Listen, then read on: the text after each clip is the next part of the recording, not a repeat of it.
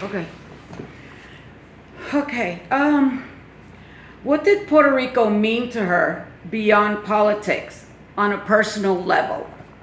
And do you feel her vision for Puerto Rico still resonates with the young generation of today? Well, on a personal level, it was independence. Her vision was total independence, depend on ourselves and on others, learn about a country who could do things by itself, and to not be manipulated and brainwashed by empire. The spark plug for her next step was what they call the Massacre of Ponce, where there was a protest in Ponce for the release of a great leader, Albizu Campos. It was a disgrace that the governor assigned to Puerto Rico by the President of the United States ordered the police to fire upon innocent civilians expressing their rights as human beings for something called liberty, a word so profound that it touches all corners of the world and human beings. The spark plug of that genocide of Puerto Ricans in Ponce brought her to the reality of going to Brooklyn, prepare a plan with the others, Andres, Irving, Castel Miranda, to fulfill a plan where the world could see what was really happening in Puerto Rico, to see of the way the people were living, the type of poorness and manipulation and killing of innocent civilians who were fighting for the liberty of Puerto Rico. People that we don't know who killed them.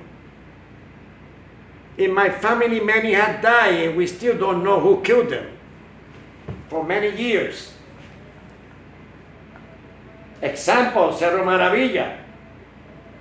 These young college students killed in a bloody manner by instructions of the power of an empire. Abuela had this vision that everything takes time, that you have to be patient, she used to tell me. Through her conversion to Christianity in the prison in Addison, West Virginia, she changed her eyesight, that we could gain the independence through protests and through other means without death and killings. She had that vision, and as you see, a few years ago, our governor was taken out from Puerto Rico by protest of our people. And we gained power through that action. So we have to do it that way. We have to go through protests, we have to fight the brainwashing, we have to fight the manipulation of our people in a pacific way, just like Martin Luther King through the civil rights. Much he did, and the Negro population progressed in an incredible manner through that vision of Martin Luther King and through the vision of my grandmother. We would gain that liberty. What did the pardon from President Jimmy Carter mean to her personally? Personally, she was acceptable with that. President Carter recognized her as a political prisoner, no limits. Recognized her as a fighter, trying to gain the liberty of a country. through a positioning of humanity, through a position of faith, through a position where the population could depend on itself and not on others. That attack to the Congress of the United States woke up everybody in the world. The world started to know where Puerto Rico was and what Puerto Rico wanted. But many were being killed here in Puerto Rico, and nobody knew who was killing. But it's logic. If you look at logic, we know what reality was. Anybody against the power will be eliminated.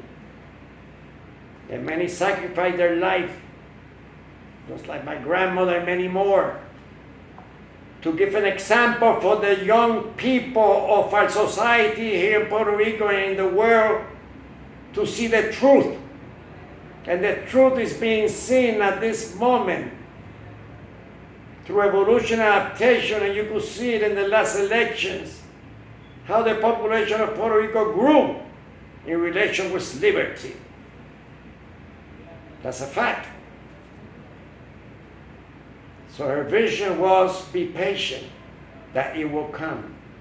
Liberty will be the victory of an island that's been dominated by powers through history, by powers who eliminated our Taino Indians, who eliminated our Negro population. It's incredible. All what we had to suffer, all what we are suffering, because this country, for geopolitical reasons, has to manipulate us. Just like the other countries in Europe and all these colonies in Africa and all around the world, United States didn't have one. So they went to the Spanish War so they could take care and take the advantage of having to dominate the island of Guam, the Mariana Islands, Virgin Islands, Puerto Rico, Cuba, and many more, which serve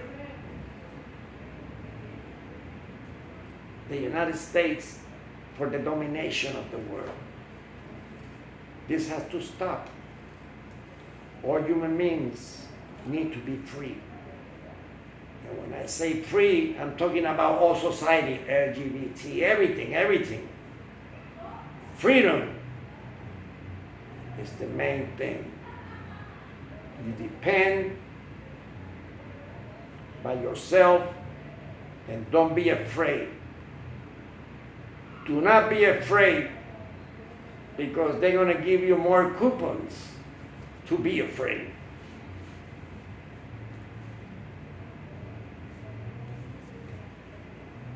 When people hear the name Lolita Lebron, what is the one truth or feeling your grandmother would want them to remember today and would hope they carry with them? Her faith. She's an example for women in this world. Example that she had the power, the dignity, the principles to accomplish something that is sacred, freedom, liberty. That is all about. The reality that people have to be free and not be manipulated and brainwashed for the benefit of the empire. Patience will be the answer. Soon we'll have liberty. Soon Puerto Rico will grow. And what we are suffering now because of our companies and pharmaceuticals and everything related to the economic factor left to other countries like China, Vietnam, Laos, Cambodia, India. That is making us more poor now than before, because people now don't want liberty because they are afraid, because they are being maintained by certain types of manipulation through food stamps and other areas and strategies that the empire has to maintain their control, which in reality will finish soon, because that's the way it is. That was the way my grandma told me, her vision, which is all written in paperwork, which I have in a secret place. Soon it will be public.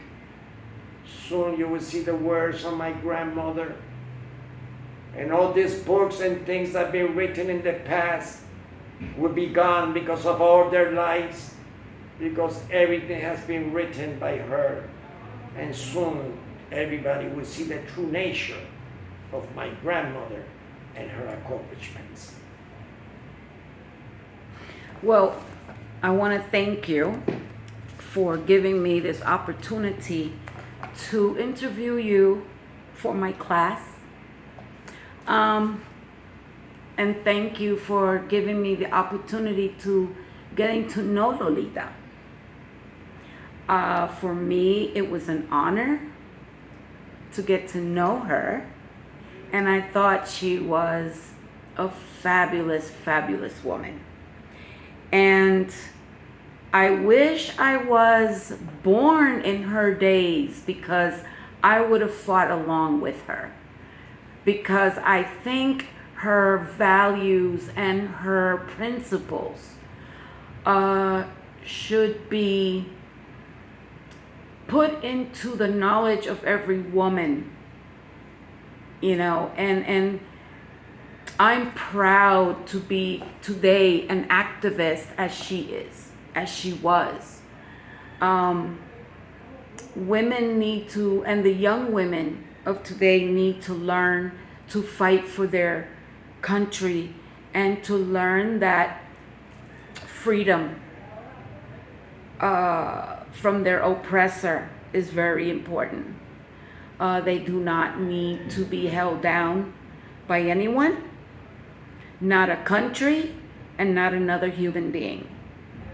And I would like to let you know that I am proud to have known Lolita. That you make me emotional. I loved Lolita. I loved her so much. I know that. You took care of She her was, last year. she was a beautiful human being. Yes. She was a wonderful woman, and I am proud to have gotten to know her, and gotten to be able to take care of her in the time that she needed someone to take care of her. It was written. Yeah. It was written. And you was so, the person indicated to take care of her. I thank you so much for giving me this opportunity to interview you about Lolita. I try to do my best expressing myself in English. I haven't practiced English for a long time. I just talk English to you sometimes, but usually you always talk in Spanish. And you talk a beautiful Spanish, and you're a woman that looks like my grandmother. You match a lot with her. And I know if you would have been born in those days, you would be the first one in there in Congress. Maybe I would have. I would have been alongside with her in prison. And possibly. I'm very proud of my wife. My wife is something else. You know, and let me tell you, my wife is a veteran too. And she's from the Guam, another colony, just like us. You know, it's incredible. It's incredible how destiny works in mysterious ways. It does work in mysterious ways. So thank you, my dear husband, for allowing me to interview you today. Oh, you're welcome, and my kids will see you soon. Thank you. And with this, we conclude our interview with Lolita Lebron's oldest grandson, Ildefonso Vilar Mendez. As everyone knows him on the internet as Mr. Nature. That's so, right. Everyone, now you know who he is, and I hope you enjoyed this interview. Thank you. Thank you everyone for being with me today.